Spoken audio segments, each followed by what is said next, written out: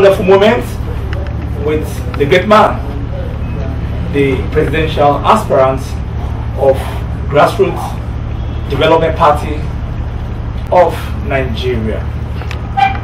That is Mr. Davidson Isibor Akhimien. I'm very privileged to be with this Nigerian, a man who has so much confidence in changing the country from what it is right now to a new nation, to a nation that will serve the people, the masses, that will give them what they desire. Sir, with total honor, sir, your party has the peculiar pedigree for changing the lifestyle of the people at the lowest point of the society. Your party seems not to have much down to solve the problem of the masses. What is the difference between GDPN and many other political parties? We have PDP, we have APC, we have almost 25 political parties. But what is the difference between yours and the rest, sir? You know, Grassroots Development Party, as the name implies, is a party of the grassroots people, for the people, and by the people. The attention and the focus on the Grassroots Development Party is actually the development of the grassroots, both their situational, environmental, and personal lives. That's what it stands for. That's what it stands for. And the peculiar thing about our party is that our party is, to a very large extent, a populist party. Wonderful. I'm hearing that for the first time, sir. All through from independence till now, the only party that has compared to our party in terms of its populist nature is the People's Redemption Party of Aminu Kano, late Minnesota. Yes, sir. Our party is a populist party. Populist party. Our party is a party that's concerned about the 90% of Nigerians that are grassroots. And let nobody deceive themselves. In the past, grassroots used to be referred to as rural dwellers. But today, grassroots must be considered from an economic power standpoint. How do you mean, sir? By that, I mean that even today, people that appear to have been in the middle class in the past are no longer middle class. They are falling down to grassroots situation. Yes, if level 15 officer now cannot afford to pay for medical bills for a surgical operation in a hospital because of the exorbitant nature and because of his lack of disposable income, a level 15 officer may not be able to send his child to private school, to read private university, to read medicine. Why? Because economic power is lost. So it's falling back to grassroots level. So when you talk about grassroots today, you're not only talking about rural dwellers. So what you are saying is that the middle class is there's no middle class in Nigeria now. It's the haves and the have-nots. And we are for the have-nots. The haves already have.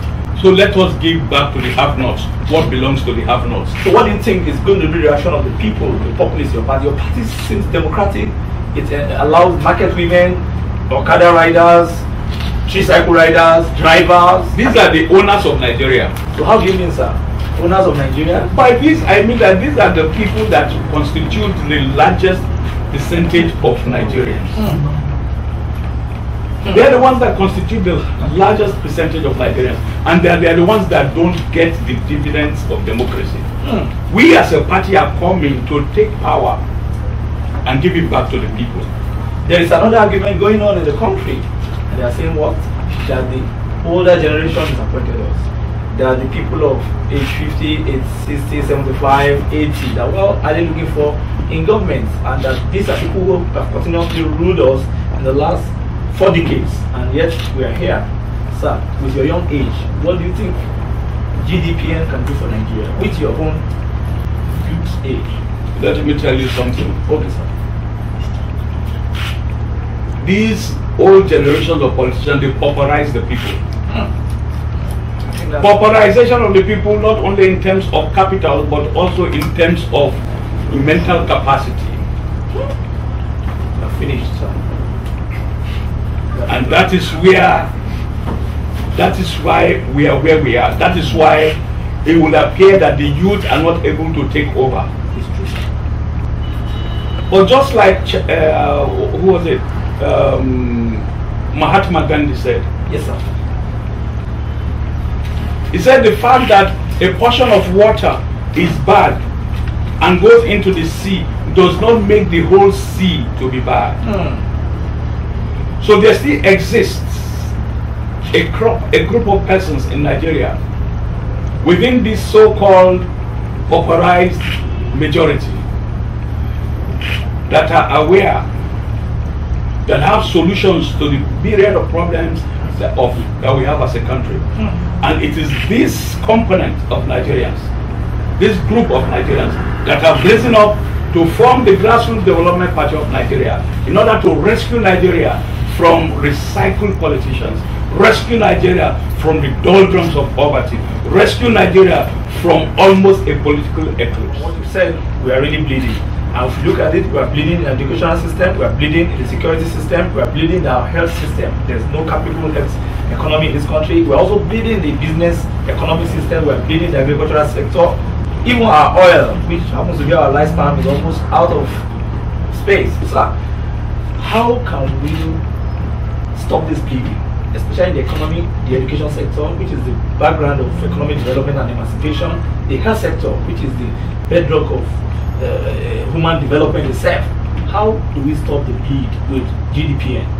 Yeah, GDPN has programs that it has already outlined to execute the moment it comes into power. Like I said before, our primary concern will be to make sure that our security situation comes back to normal in order to create peace and stability in the nation, because without a stable country, without peace in the nation, there's hardly anything that you can build.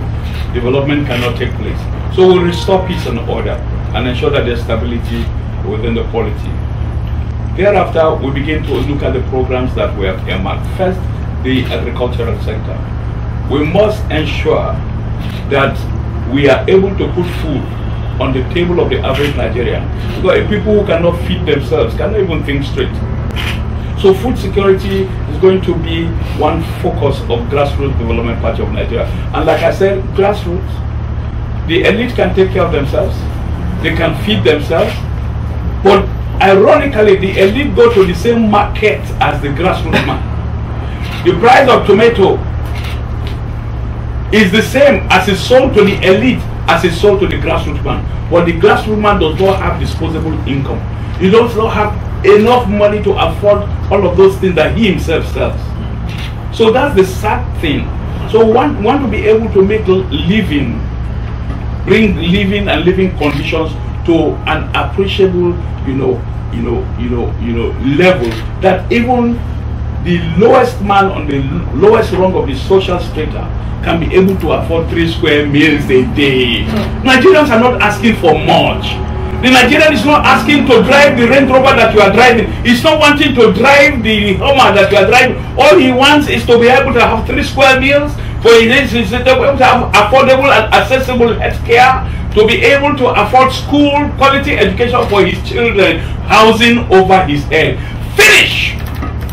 Why can't we deploy the resources of our nation to meet all of these ends? This is what Grassroots Development Party of Nigeria is concerned. Last week, sir, your party also, I think, came into the talk when the labor came out, the masses of this country, the workers, said, how can we be taking 18,000 maximum income, minimum wage? I mean, there was an aspirant who said already that it's going to increase to 100,000, because you talk about tomato, you talk about Atarudu now, that the same income that the elite dispose in buying tomato is the same income the masses are using to buy income. So what is GDPN going to do for the workers of this country in terms of what they earn per month? How are you going to change that scenario? It has been a very horrible scenario, very painful and very idiotic. Absolutely. Like I said before, economic empowerment is at the forefront. Economic empowerment is at the forefront of our policies. The empowerment of the individual. Are you understanding? Yes, sir. Yes, sir. Very good. So a situation where a politician collects about 13 million naira a month. No, some are collecting 15 million, sir. Some are collecting 15 million. Yes, sir. Yes, sir. And then the minimum wage is 18,000 naira. No, it's unacceptable. It's horrible, sir. It's very bad. It's unacceptable. Yes, sir. Because these are public funds. These are public funds. There should be some form of equity and equitable distribution of the nation's resources, especially in the area of remuneration of workers. So I believe that when we come into power, we try to find what we call common grounds, bring about stabilization in the area of remuneration and emoluments for public service. But you know the biggest song is that there is corruption, the corruption of the elite. The other day, the presidential spokesperson was saying, oh, corruption will always fight back, corruption will fight back. I think we are fighting corruption properly. And how is GDPN going to fight corruption? Because corruption seems to have been part of our lifestyle. Yes, corruption is a cankerworm that has eaten deep into our system. Okay, sir. Corruption is endemic in Nigeria. I want to give the present administration a pat in the back for having gone headlong to see how they recover public funds that were stolen by politicians. But it's important also that we understand corruption in different dimensions. What are the dimensions, sir? Let me ask her. When it comes to the issue of corruption, not only the members of the political class are guilty, there's also culpability on the part of the followership. That is why I say GDPN is first going to bring about a moral revolution. A parent that goes to bribe the child's teacher in order to get the child to pass an examination is an act of corruption. A mother that sells her property in some way in Edo State in order to send the daughter to Italy to prostitute is an act of corruption.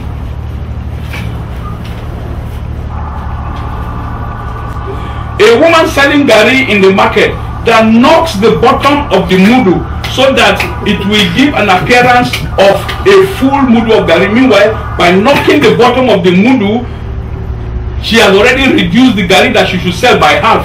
It's an act of corruption. So corruption is endemic. Corruption cuts across the leadership and the followership. So whilst GDPN will be trying to carry on in the fight against corruption that President Muhammad Buhari is doing, we try to recover all the funds that have been stolen, but we must also pass a message down the line. There must be what you call a moral revolution. And how can you achieve a moral revolution in Nigeria? How, sir? Because it looks like a max to me, mathematical. Now it is this. You have to create a self-correcting system in governance. The three arms of government, the legislature, the judiciary, and the executive. The judiciary plays a very key role in ensuring that the society is self-regulating. By the time the judiciary is placed in its proper place, by the time the judiciary is not dependent on the executive, it's given its neutrality, absolute neutrality. By the time judicial officers are remunerated, even as much as the legislative officers, where there are no inducements, no bribes, they're not susceptible to bribes any longer because they have all the comfort that they can afford while in service and after service. Then it will now be a case of who knows the law and not who knows the judge. Now the rule of law will take its proper place in the course or in the scheme of things in governance. When there is no interference of the executive upon the judiciary, and the judiciary carries out the law as it ought to be carried out, corruption will put its head down by itself. You mean corruption will die? It will die in about that. Wow. It will die in about that. So we'll be looking at the judiciary, complete reformation of the judiciary. Wonderful. We'll be looking at the criminal justice administration system, the entry point and the exit point, by which I mean we'll be looking at the law enforcement agencies, we'll be looking at the security architecture, we'll be looking at the prison system, the correction system, and making sure that they work. We'll be expanding the correction system because many people are not amenable to change in the immediate. I agree with you, sir. There's what you call personal discipline, there's what you call enforced discipline. Where personal discipline is absent, enforced discipline takes over. Let me ask you this, because I will not forgive myself. I don't ask you that, and you are very busy, sir. Sir, looking at the educational thing, we are back to education.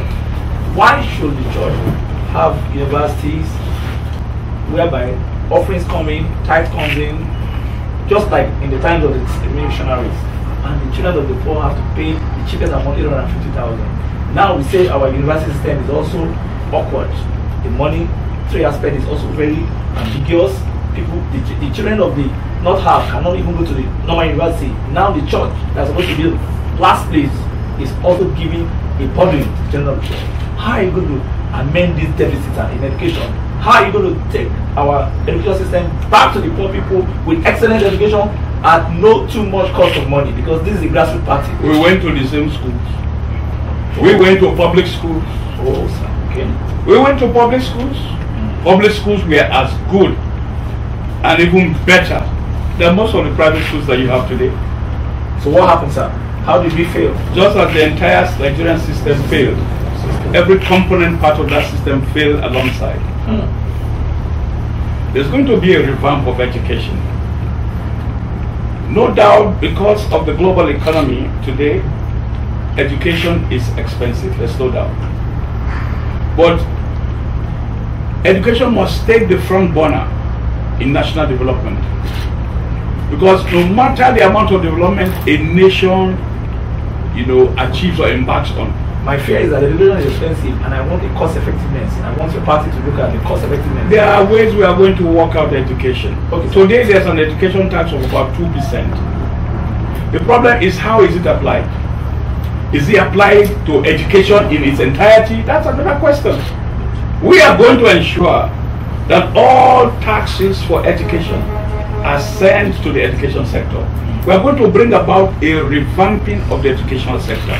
Let me tell you, because human capacity development is the most important development you can achieve as a nation. Because whatever infrastructure you build, just like Bill Gates said the other day, if it is not handled by persons who have the capacity to handle them, the infrastructure will decay and even be caused to decay more rapidly than you expect by the same people for whom you built the infrastructure. So there must be an appreciable level of understanding of the people. So educating the mind of the Nigerians, quality education is pivotal to national development. And I'll tell you something, we are going to achieve that. We are going to achieve it. We are going to bring back more the schools. We are going to build more schools. We are going to create quality education. We are going to retrain teachers.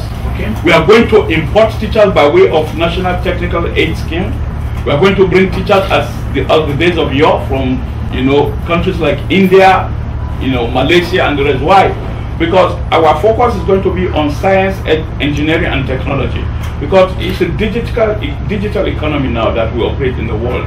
And so our curriculum is going to be tilted towards science, education and technology, so that we can have what we call homegrown technologies. We can even borrow technologies from abroad, develop them here, improve upon them here, so that we become an engineering nation, a scientific nation.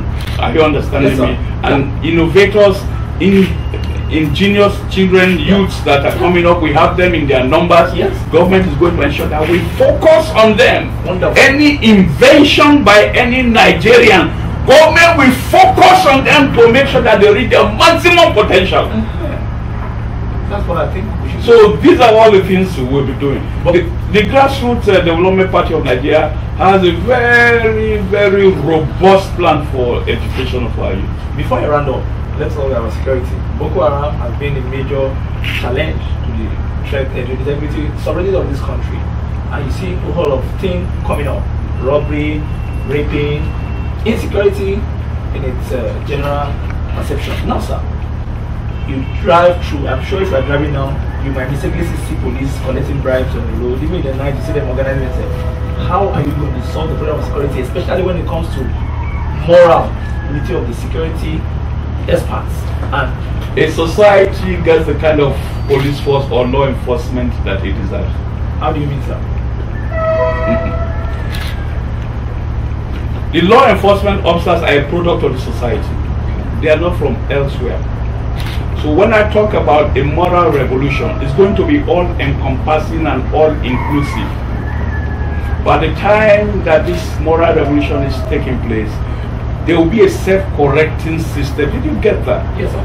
This society will self-correct itself. Are you understanding that? Yeah. So it's not going to be like, oh, let me see how we can work on the police force so that they are not corrupt. No, there's so much you can do when it comes to that. But when the society itself self-corrects, all systems within the society correct themselves accordingly. There is something that is very funny in your profile, that's the party profile, that you are determined to keep people at the rural area to be in the rural area instead of... That's the ideology of the party. So how are you going to do that? That's the ideology of the party. Somebody that is not eating well in Orikiti and is trying to come to Lagos, or someone that is not eating well in Igbotaku that is going to come to Lagos for greener pasture, how are you going to put them down in Orikiti? The greener pastures will now be in Ikole-Ekiti. The greener pastures will now be in Kaura Namoda. The greener pastures will now be found in Ekoma. Will now be found in Odogolu. Why? Because we are looking at industrialization of the rural areas. And before industrialization can take place, there will have been proper infrastructure. So we were looking at creating infrastructure in rural areas. First, energy, power, upon which these industries will thrive. Next, road network. Because goods will be moved from point A to point B along these roads. We're going to build housing estates, farming settlements. Our rural areas will take the look of modern cities. So you don't need to come to Lagos to look for a job. Most of the people who are in Lagos now sleeping under the bridge and sleeping on completed houses because they are looking for jobs. They will run like this back to the rural area. So we are trying to bring a reversal of that rural-urban drift. By the time industry starts stepping up in the rural areas, you now have housing estates, farming settlements. You now have good life, better life for rural dwellers. It will be in concrete terms, not only on paper. It will be seen in concrete terms. Better life for rural dwellers. Look, city dwellers will now be moving to rural areas in order to get better life. Because of the economic... Yeah, because of the economic empowerment of the people. Yeah. So our foreign direct investment approach will be to get foreign investors to come and set up industries rather than sending their goods here. Let them come and produce here because we are ready to give them land, we are ready to give them tax holidays. Labor is cheap in Nigeria. We encourage them to come and set up. That way, our people will be gainfully employed. That way, we'll bring about development in our rural areas. Do you know I will be disappointed by the situation? Many years ago, I was traveling with a Chinese man. We entered the same vehicle and I stepped off and he was a very rich man from China, but he decided to transport in a very public vehicle, a Tegbe 504. And he was going to, Delta was going to do Benin City. When I got to Benin, I was trying to dash him some of the newspaper I worked for them. I said, who are you? And he gave me his card. I said, I had a Jan Consulting company in China. And I said, why didn't you just take a flight? He said he came particularly to enter this transport to see some of our lands that they've told them about our lands that have been habitated by snakes, which all these animals. So what is GDPN going to do to all this bushy land? Green revolution. Green revolution. In its real terms. You see, all of the development plans that we've had in the past, they have always been, names on paper. Just on paper. Very good policies, very good plans. We heard about Vision 2020, 2020, this. So you are heard about Green Revolution. Yes, you are going to better life for rural women. That's what I'm telling you now. I'm translating them into action. Okay. But 2019, by the time the rubber hits the ground, all of these policies and programs begin to gain traction with the people. Your eyes will see and you will marvel that of a truth, development is happening. Today now, the president is out of the country. We're talking about health tourism. People have little problem, they go to India, they go everywhere. Are you not ashamed that your president is taking health treatment in Britain and some of them are flying to Germany, to Israel, to everywhere? Is he only the president? No, are you ashamed? Are you not ashamed? Last 6 years ago, that's the statistics I have, about how many $1 million was spent by Nigerians on health tourism, and most of that in India and the United States of America. Capital flights, millions of dollars. Why? Because our healthcare delivery system is weak. One, there's a shortage of manpower, a shortage of doctors. The number of doctors to the ratio of doctors to the population that we have, 200 million, is grossly insignificant. Grossly inadequate to the people, 200 million. The number of health facilities that we have, grossly inadequate. And apart from that, they are just consulting clinics now. You go to a hospital, you don't see a doctor, and even when you see one, there are no drugs. And when there are drugs, they are very expensive, very expensive, not affordable to the common man. So we are going to be looking at, in the area of health, we are going to be looking at accessibility, availability, and affordability. That's good. Is there something like a health scheme system? Of course, the National Health Insurance Scheme is in place, but we are going to deepen it and strengthen it. Beyond that, we are also going to be looking at alternative medicine options. China, for example, breaking news, sir. China, for example, over the years, 2,000 years or so now, have developed their alternative medicine to such a height that it is an export potential, revenue earning for the country. Most of us Nigerians who are able to afford it, I think the average Nigerian who uses alternative medicine. The Yala goes up to the rescue, sir. Because the medicine, the doctors are very expensive, sir. Thank you. So we are going to embark on research in order to standardize all these our alternative medicine that you see our Yala boats carry. Standardize them, package them properly, use them for internal consumption, and then begin to look at export possibilities for our alternative medicines. We are going to do all of this. So there's a lot that we can forage into, not to expand our economy and also bring benefits to our people. We are going to be bringing about creative ideas to move our country from where it is now to where it should be. And after that, we hand over to the youth, the coming generation, a country that is now ready to run with countries in the Committee of Nations. It's going to be knowledge-based. Knowledge-based. We are going to be running a knowledge-based economy. The world today is all about knowledge.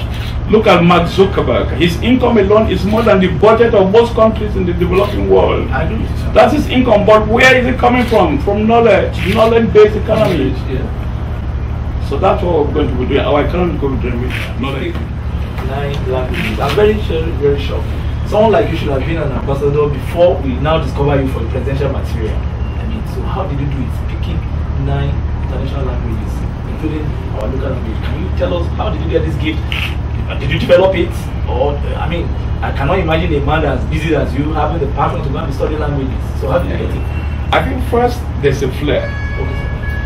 I think first there's a flair. I have a flair for languages, and when I went to the university, I wanted to read law at the University of Ife, now Obafemi Awolowo University. But as God will have it, by way of providence, they will not give me law, or they said I could do any other arts course, so that after my first year I could transfer. You have been a good lawyer, sir. I could transfer to law. Okay, sir. But so I was given modern European languages. Ooh. And I could not transfer at the end of the 1 year, so I continued modern European languages. Became engrossed. Yeah, so the flair was there, and then I now studied it. So I studied French and Portuguese. Then my knowledge of Spanish comes as a result of the Portuguese element, because there's a similarity, a great similarity between Portuguese and Spanish, so I have a working knowledge of Spanish, but I studied Portuguese and French language. Now, talking about the Nigerian languages, by virtue of my stay in the barracks, I was barrack brought up. No, let's go with barrack boy. I'm a barrack boy, yeah, so to speak. The Nigerian armed forces is still what you would call a microcosm of the Nigerian society, where you have the Igbos, the Hausas, the Yorubas, is living together as one. Yeah, exactly. So if you have a flair for languages, you'll be able to pick all of these Nigerian languages while growing up in the barracks. Beyond that, my schooling, in different parts of the country, and my service while I was in military service in different parts of the country afforded me the opportunity to mix with the locals, of these different parts of the country, and that's why I speak Hausa, Yoruba, Igbo. Yeah. So I think it's a gift. It's a gift. It's a gift. Are you the firstborn? Yes, I'm the firstborn. How many children? 6. From the same family, Edo State? Yes, Edo State. My dad is from Ekoma. My mom is from Asabe. It's actually powerful states. My mom is from Asabe. My dad is from Ekoma. So how was going on? What were those things your dad taught you that still work in your life today? Discipline. Philosophies. Discipline. Love, compassion. Then giving. Giving. My dad taught me giving. My dad taught me love. I knew love from my dad. I knew about love from my dad. And discipline. He first inculcated in me that discipline, military discipline. And then when I went into service also, it was beautiful. What about your mom? My mom's influence was actually entrepreneurship. Ooh. She was an entrepreneur and a seamstress. I can recall those days. In order to meet targets, she will be eating goro. Goro? Goro, so that you won't sleep. Yes, that's goro. That's what's the next case? Yes. So she will work all night till morning. All night. So that workaholism I took from my mom. That entrepreneurial spirit, I took it from my mother.